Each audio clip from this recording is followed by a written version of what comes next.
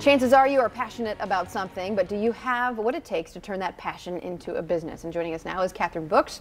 She is an Atlanta-based entrepreneur and a former manager of a Fortune 100 company. It's so good to see you, Kathryn. Thanks for joining us. Thanks for having me, Casey. Okay, this is something that you do. You go around and you'll talk to students and aspiring entrepreneurs, people who want to make the transition, just as you did, from working in a Fortune 100 company to becoming an entrepreneur. So what advice would you have first off for people who are looking to make the leap? So, such a hot topic. I love this topic. It's a passion of mine. It's so engaging. You can't open a magazine without covering it or seeing yourself or where you want to go. For Shark Tank, I'm a big fan of CNBC and watching Shark Tank pretty much every night because the reruns are on all the time. That's exactly true. And with over 1.6 million small businesses in Florida and growing, it's just a place everyone wants to be. So. But do those skills translate, though? Can you? I mean, it is a hard thing to go off on your own. It's fun to watch Shark Tank, but what do you have to make it work? So I brought 4 skills today. Okay. So some tips are baked in here, but we're going to talk skills. What are those things if you're working for somebody else now, either in a corporate environment or maybe for another small business? The first one I want to talk about is know what you don't know. That's so tough. How do you know what you don't know? And how do you know to ask for what you don't know if you don't know it? Yeah, so this is where self-awareness comes in. My tip in this area is think back to your college days. If you have college business training, think about those courses you couldn't stand. If you hated accounting, don't try to file your own tax return. If you're trying to get into the beauty or product space, make sure you get an attorney. Yeah. Don't try to do it yourself on things that require true expertise. Right. Don't try to file a patent if you've never tried to write anything with legalese before. Yes. So try to seek out, you say, the people who best fit the skills that you don't think that you are as strong on as you should be. Yes. Okay. Absolutely. You say don't be afraid to ask questions too. That's important. So if you're coming from a corporate management job, you're probably used to being engaging with people and you're leading meetings. If you're not, maybe you're a little bit of a lower level employee, this is an area that I have always encouraged my team to take on. Ask questions, don't be afraid. This is the time where you're an entrepreneur and you're the boss.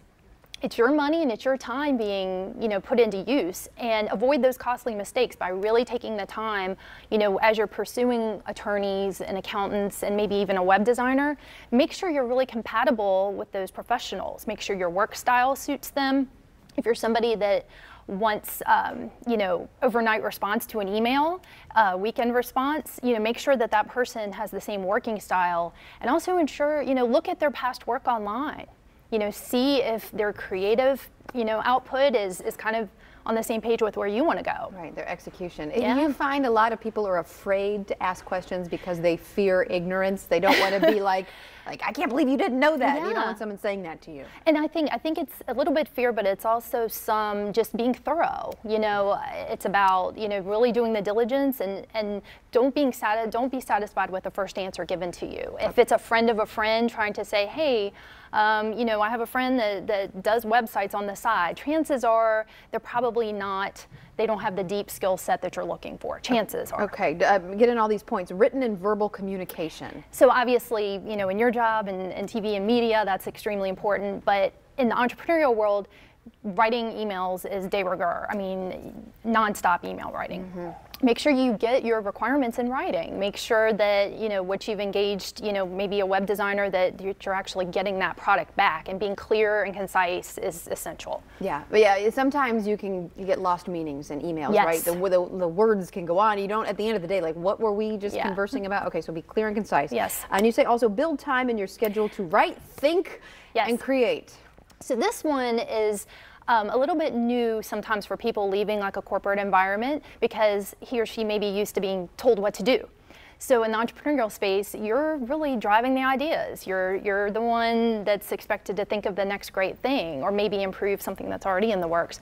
A tip that I have, you can go to any discount store and there's one called TJ something. Okay. These motivational, these motivational, just fun books. Pick one of your color. Challenge yourself to fill it up write down everything that happens during your day, write notes, any kind of interactions, ideas, thoughts, and chances are when you get stumped for your next idea, you've already written it down. Writing it down, that's so true, to have a book with you. I've seen people do it where you meet somebody, you write their name down. You know, what's your number? You write it down. Or here's an idea, write it down. And discipline. I know you and I talked about having discipline, which is such a hard thing. But not to get on that train very quickly, we're running out of time. Let's talk about you, like your entrepreneurism, your entrepreneurial spirit. You have a website that has all kinds of goodies, which I love the website, by the way. Thank you so much. So she'sherownCEO.com. It's basically a lifestyle and brand it's for ladies. Gentlemen can participate too. I'm trying to source made in USA and organic cotton items. So we have everything from embroidered hats to t-shirts. There's a t-shirt there, coffee mugs. We have wine glasses now. And it's just something to show the world, you know, we're kind of in this statement-y kind of fashion trend right now. So why not show the world that you're the boss? Good deal. It's good to see you. Thanks, Thank you so Casey. much for being here. We appreciate you. I know Jovi Porter up there in the booth wants one of those, and I do too. We're both passionate about being an entrepreneur. Good to see you.